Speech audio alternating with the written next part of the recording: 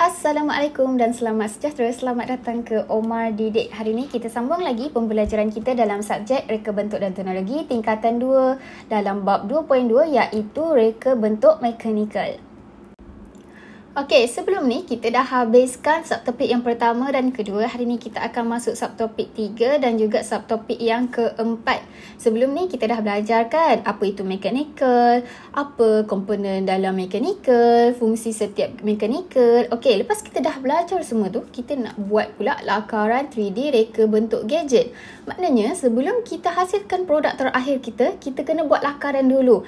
Okey, daripada lakaran ni kita boleh tahu kita nak guna komponen apa, kita nak guna saiz macam mana dan sebagainya. Lepas tu kita kena menganalisis kesesuaian komponen. Maknanya lepas kita dah siapkan lakaran terakhir kita tu, kita kena analisis pula sesuai tak komponen, bahan dan juga material yang kita guna pada kita punya produk. Okey, jom kita pergi tengok satu persatu. Okey, sebelum kita buat lakaran 3D, kita kena lalui beberapa proses dulu sebelum kita buat lakaran. Okey, proses tu macam mana? Proses tu adalah langkah pertama sampai langkah terakhir. Apa yang kita perlu buat? Yang pertama, awak kena kenal pasti produk apa yang hendak diubah suai. Contohnya awak tengok pada basikal awak ada lampu.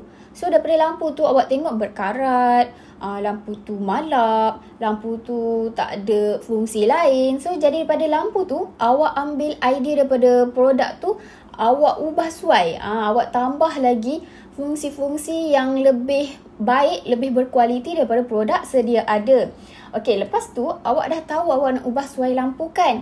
Jadi awak kena buat beberapa lakaran awal. Contohnya kan, daripada idea pertama tu, daripada awak punya lampu tu, awak hasilkan idea pertama dulu. So daripada idea pertama tu awak lukis. Okey, dia bentuk macam ni. Okey, lepas tu awak buat pada idea kedua pula. Kat idea kedua pula, bentuk dia lain sikit. Lepas tu awak pergi kepada idea ketiga, awak buat pula bentuk bujur dan sebagainya. So awak kena buat beberapa lakaran untuk menghasilkan lakaran yang terakhir. Okey, lepas tu awak kena buat pula idea perlu berkembang mengikut cita rasa pengguna. Contohnya kan, idea awak tu awak tak boleh buat shot sendiri. So awak kena tahu pengguna nak apa. Contoh pengguna nak lampu tu boleh pusing 180 darjah kan.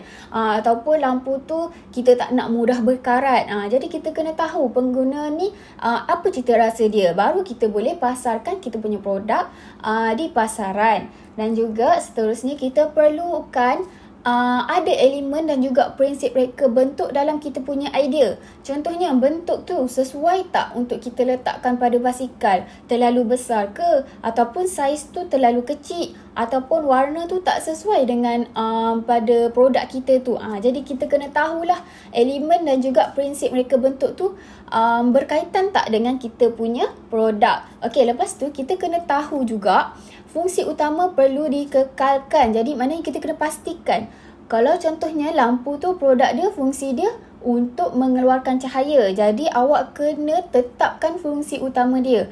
Maknanya awak tak boleh buat idea terakhir awak tu lampu tu tak menyala. So maknanya tu dah lari konsep kan. Kita kena kekalkan fungsi utama produk yang kita pilih tu.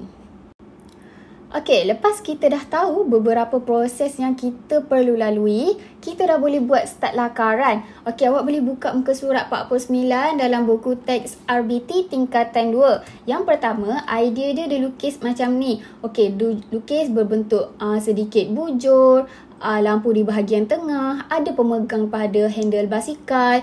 Jadi daripada idea pertama ni, awak kena buat inovasi untuk jadikan idea yang kedua. Maknanya awak ada kena buat penambahan. Okey, contohnya idea pertama lampu saiz dia kecil. Jadi idea kedua awak besarkan lampu, awak buatkan badan dia dia punya fungsi ni lebih sikit berbanding dengan idea yang pertama. Maknanya daripada idea pertama nak pergi idea kedua, awak kena buat penambahan. Jadi awak kena buat inovasi lah. Maknanya idea kedua mesti berlainan daripada idea yang pertama. Lepas tu awak nak hasilkan idea yang terakhir kan, idea produk awak tu. Jadi daripada idea kedua awak kena buat inovasi, jadilah kepada idea yang ketiga. Okey, ni contoh idea yang ketiga lah dalam buku teks kan. Okey, dia dah tulis dia nak guna pengunci pemegang lampu ni gunakan komponen mechanical tuas. Okey, lepas tu pemegang lampu ni gunakan pautan. Okey, lepas tu bahagian atas pemegang lampu ni gunakan konsep gelongsor. Jadi setiap idea ni, setiap apa yang awak dah label ni berlainan daripada idea yang kedua. Awak dah buat penambahbaikan. Okey, lepas awak dah siapkan idea ketiga ni, jangan lupa letakkan label pada jenis bahan apa yang kita guna, fungsi komponen, saiz dan juga warna. Okey, awak tengok kat sini labelnya dah lengkap kan? Dia letak apa jenis bahan dia nak. Okey, dia nak guna bahan plastik. Jadi dia tunjukkan area sini kita gunakan plastik dan juga dia tunjuk fungsi komponen. Okey, kita guna kaedah gelongsor, kita guna pautan, kita guna tuas. Jadi awak punya lampu ni pula kita guna saiz 30mm. Lebarnya, panjangnya, semua kita kena lukis ukuran. Jangan tinggal setiap label ni. Label-label ni perlu sebab awak nak rujuk nanti bila awak dah hasilkan produk yang terakhir. Okey, lepas kita dah buat beberapa lakaran, kita dah dapat idea yang ketiga kan. Idea kita yang terakhir, kita kena buat analisis. Kenapa kita kena buat analisis ni? Sebab analisis ni untuk kenal pasti kesesuaian komponen. Okey, kita tengok komponen dekat kita punya idea yang terakhir ni. Bahan plastik ni sesuai ke untuk kita punya bahan ni? Sesuai tak kita letak dalam jangka masa yang panjang pada basikal kita? Saiz ni pula sesuai tak? Dia kacau tak penglihatan kita semasa kita menaiki basikal tu kan? Kita kena tengok setiap komponen ni sesuai ataupun tidak. Okey, untuk analisis ni juga kita nak pastikan setiap produk yang kita hasil tu berkualiti. Jadi, setiap bahan ni kita kena betul-betul analisis. Berkualiti tak? Okey, menarik tak perhatian pelanggan? Okey, lepas kita dah pastikan semua ni, barulah kita punya produk ni boleh kita pasarkan dekat pasaran. Okey, macam mana pula kita nak buat analisis? Analisis ni ada pelbagai jenis konsep lah kita nak ukur. Jadi, kita akan belajar 4 jenis analisis yang kita boleh buat pada produk kita. Okey, yang pertama kita tengok pada reka bentuk komponen. Okey, reka bentuk komponen ni kita kena tengok menepati tak cita rasa pada pelanggan. Contoh, pelanggan rasa cantik tak kita punya produk ni? Lawa tak dia punya reka bentuk ni? Sesuai ke kalau kita letak dekat basikal? Macam tu, kita kena tengok cita rasa pelanggan. Dia nak tak kita punya idea ni macam ni? Lepas tu kita kena tengok keboleh pasaran yang tinggi tak untuk dijual di pasaran. Maknanya kalau pasaran ada bentuk macam ni kan, dah bersepah-sepah dah bentuk macam ni ada orang jual. Jadi kita kena ubah kita punya reka bentuk tu kepada reka bentuk yang lebih dinamik, yang lebih menarik perhatian pelanggan.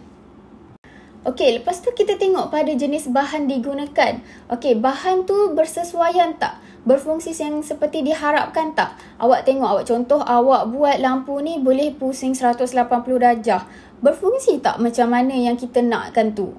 Boleh tak berpusing 180 darjah? Lepas tu bahan yang kita gunakan ni betul tak mentol ni? Betul tak saiz macam ni? Ataupun kita kena ubah jenis mentol yang lain? Yang lebih cerah ke? Yang lebih saiz dia lebih bersesuaian ke kan? Lepas tu kita kena tengok juga kedudukan pemasangan komponen kita tu. Tengok dia mempengaruhi tak jenis-jenis pautan yang digunakan. Sesuai ke kalau kita guna sistem tuas dekat sini? Sesuai tak kita guna sistem gelongsor dekat bahagian pemegang atas? Kita kena tengok kedudukan pemasangan komponen ni sesuai tak kalau kita pasangkan pada basikal kita. Maknanya produk kita ni kita kena tentukan, kita kena betul-betul pastikan produk kita ni sesuai diletakkan pada basikal. Seterusnya, kemasan pula. Kemasan ni kita kena guna kemasan yang menarik dan juga melindungi komponen daripada mudah berkarat ke, mudah pecah ke dan sebagainya. Okey, contoh kemasan yang kita boleh guna adalah seperti cat sembur, cat minyak, lekar dan juga pelekat lah kan. Stiker kan kita nak letak yang lagi cantik ke. Ada contoh kalau perempuan suka yang ada bunga-bunga, warna pula warna yang terang-terang kan. Kalau lelaki suka yang warna garang-garang, warna merah, warna kuning kan. Kita kena tengok kita punya kemasan tu sesuai tak dengan pelanggan punya cita rasa. Jadi macam mana kita nak buat analisis ni?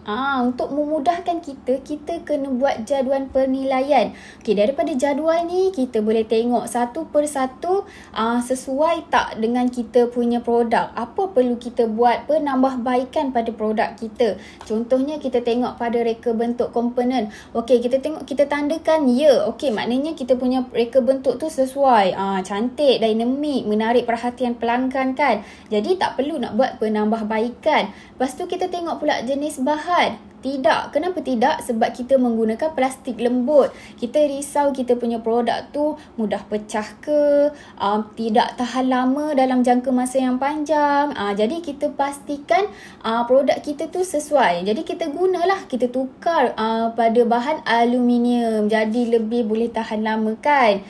Lepas tu kita tengok kedudukan pemasangan. Lepas tu kita tandakan ya sebab kedudukannya sangat betul lah, kita letak kat tengah-tengah handle kan, tak kacau pemandangan orang yang naik basikal dan sebagainya, memudahkan pengguna dan juga kemasan, cantik ke tidak, lawa ke awak guna cat tu, sesuai ke warna-warna yang digunakan.